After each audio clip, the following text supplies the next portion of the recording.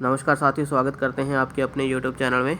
तो आज जो हम रचनाकार पढ़ेंगे उनका नाम है डॉक्टर श्याम सुंदर दास और हिंदी भाषा के लिए इन्होंने बहुत बड़ा कार्य किया है।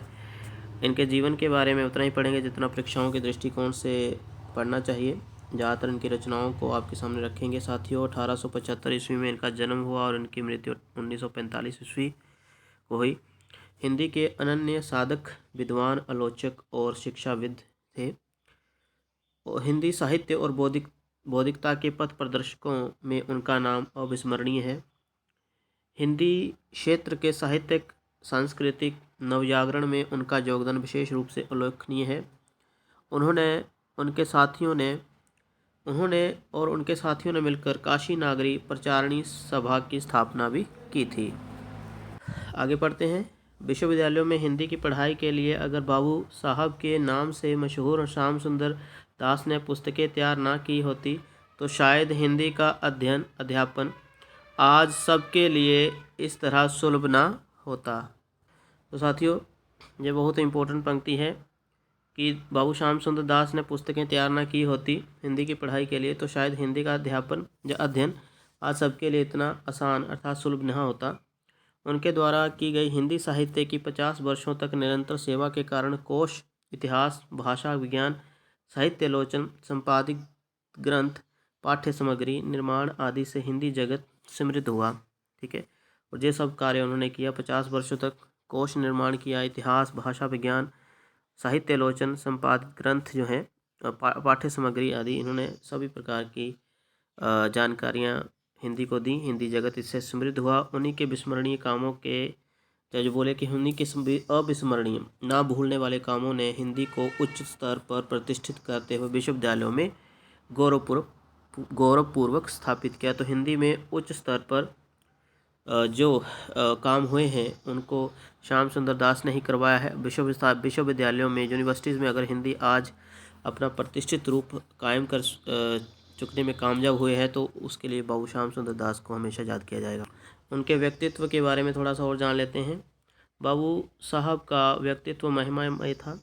उनमें उदारता, विवेक, कर्मठता, सतर्कता, गंभीर्य, ठीक है, और अद्भुत नेतृत्व शक्ति थी। इसलिए आप मातृभाषा को बहुत कुछ दे सके हैं। कोश, इतिहास, भाषा विज्ञान, जो हमने पीछे पढ़ा, काव्य शास्त्र, उपयोगी साहित्य, लेखन, पाठ्य पुस्तक निर्माण, अन्वेषण, आलोचना, प्रचार प्रसार आदि अनेक क्षेत्रों में कार्य करके बाबू साहब ने हिंदी साहित्य को समृद्ध किया। भूलना न होगा कि यह वह समय था जब यह कहा जाता था कि हिंदी में है क्या, इसलिए हिंदी पढ़ी जाए। बाबू साहब ने अनेक दिशाओं में कार्य करके थोड़े ही समय में यह दिखा दिया कि हिंदी में बहुत कुछ है और सुनियोजित प्रयास और दृढ़ इच्छा शक्ति से सब कुछ हो सकता है। आपके संबंध में बाबू मैथिली शरण जी की यह उक्ति सर्वथा उचित है। तो बाबू साहब के बारे में यह उक्ति मैथिली शरण गुप्त जी की है। वो कहते हैं कि हिंदी के हुए जो विगत वर्ष 50 नाम उनका एक ही है, श्याम सुंदर दास। तो मैथिली शरण गुप्त ने यह पंक्ति उनके लिए लिखी है। आगे उनका कृतित्व पढ़ लेते हैं। रचना संसार पढ़ लेते हैं साथियों। तो रचना संसार में उनकी पहले मौलिक रचनाएं जो उन्होंने खुद लिखी हैं, मतलब खुद ही लिखी हैं सारी रचनाएं, लेकिन मौलिक रचनाओं का अर्थ होता है किसी अन्य रचना से वो प्रभावित नहीं होती हैं। उसके लिए उनका खुद का मस्तिष्क ही, उनके खुद के ज्ञान ही काम आता है। तो मौलिक रचनाएं उनकी ये रही। हिंदी कवित रत्नमाला भाग 1 भाग 2। भाग 1 1909 में आया और 1915 में भाग 2 आया। ठीक है, याद कर लेना है आपने। साहित्यालोचन मोस्ट इम्पोर्टेंट, पहली भी इम्पोर्टेंट है, दूसरी मोस्ट इम्पोर्टेंट मैं रखूँगा, इसको आपने जरूर लिख लेना। 1922 ईस्वी में साहित्यालोचन पुस्तक आई। भाषा विज्ञान 1923 ईस्वी में इम्पोर्टेंट है। हिंदी भाषा का विकास 1924 में। गद्य कुसुमावली 1925 में। भारतेंदु हरिश्चंद्र 1927 में, वेरी इंपॉर्टेंट।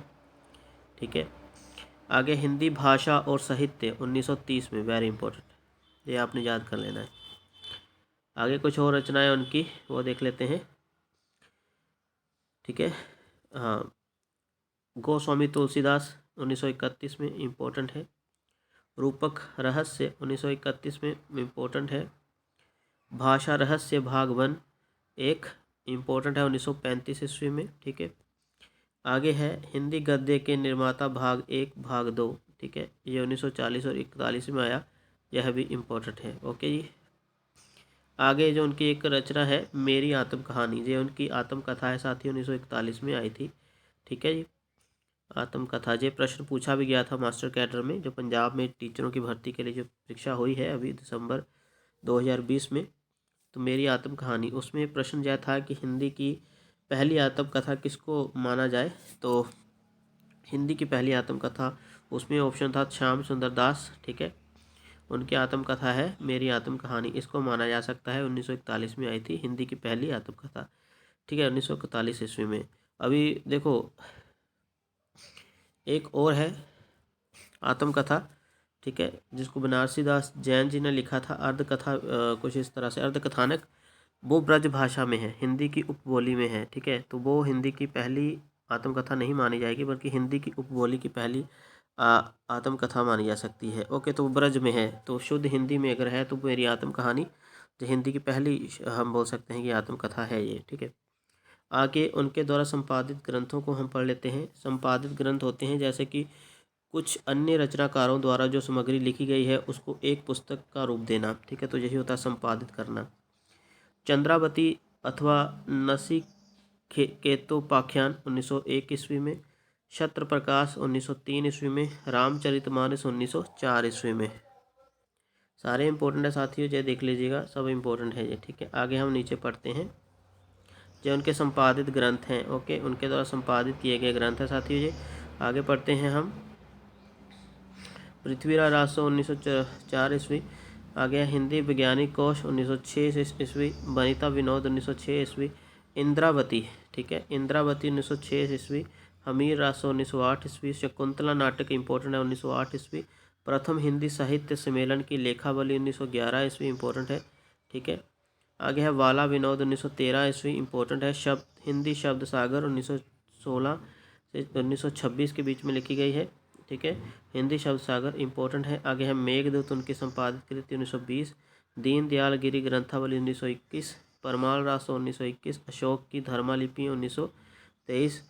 रानी केतकी की कहानी 1925 और भारतेंदु नाटकावली 1927 ईस्वी। आगे है कबीर ग्रंथावली 1930 ईस्वी।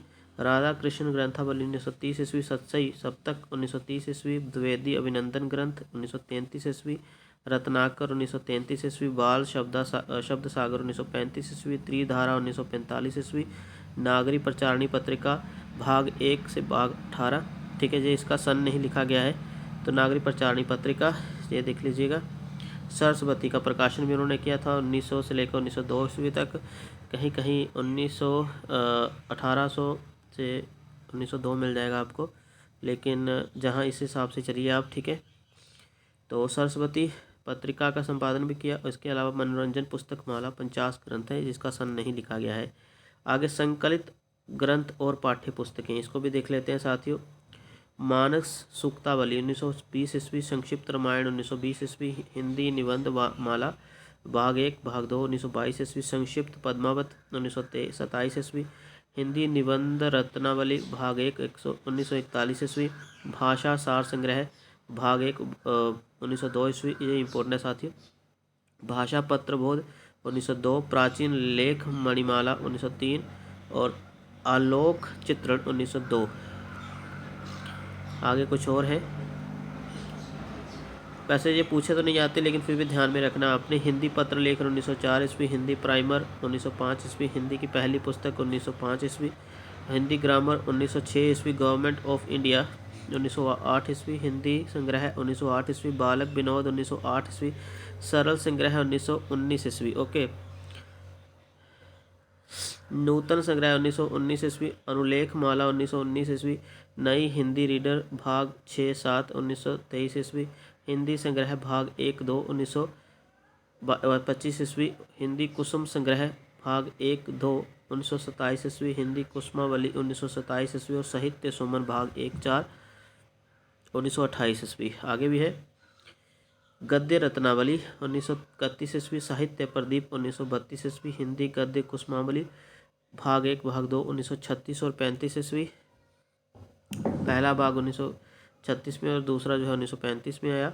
हिंदी प्रवेशिका पदावली 1939 ईस्वी, हिंदी प्रवेशिका गदावली 1939 ईस्वी, हिंदी गद्य संग्रह 1945 ईस्वी और साहित्यिक लेख 1945 ईस्वी। ठीक है, तो ये रही उनकी रचनाएं साथियों, और ज़्यादा इम्पोर्टेंट तो कही जा सकती हैं ये भी। ठीक है, लेकिन आपने याद रखने हैं इनमें से कुछ नाम, जैसे कि जो संकलित संपादित ग्रंथों में तो मैंने बता दिया कि उन कौन से इम्पोर्टेंट हैं।